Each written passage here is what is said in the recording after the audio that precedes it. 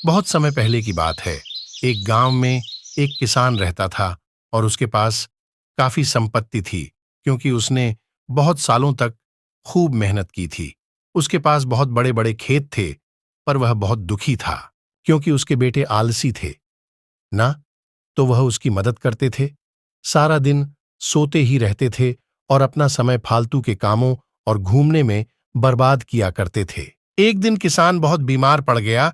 उसके बेटों ने डॉक्टर को बुलाया, जहां डॉक्टर ने कह दिया कि मुझे बहुत दुख हो रहा है, ये बताते हुए कि आपके पास ज़्यादा समय नहीं है। अगर आपकी कोई आखिरी ख्वाहिश हो तो उसे पूरा कर लें। वैसे तो आलसी बेटे कुछ काम नहीं करते थे, लेकिन वे अपने पिता से बहुत प्यार करते थे।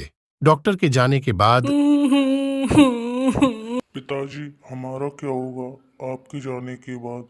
हम कैसे रहेंगे आपके बिना? अपने बेटों को दुखी देखकर किसान का दिल पिघल गया और कहा, बेटा, तुम लोग चिंता मत करो, मैं स्वर्ग से तुम्हारी रक्षा करूंगा, और जिससे कि तुम कभी भूखे ना रहो।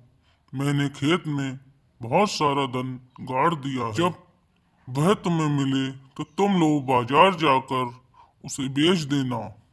वह तुम्हारी जिंदगी भर के लिए काम आएगा।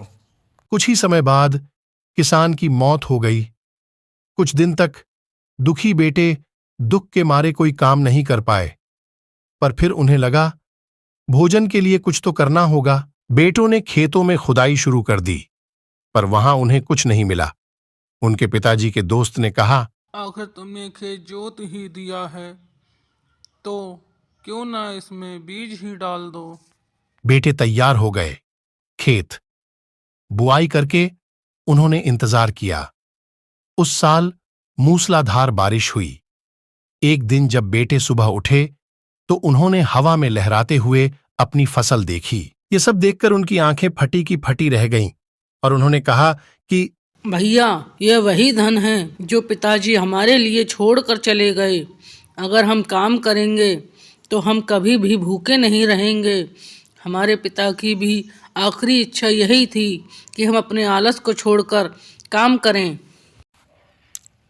हाँ हाँ छोटे, हम अपने पिता की आखिरी इच्छा जरूर पूरी करेंगे।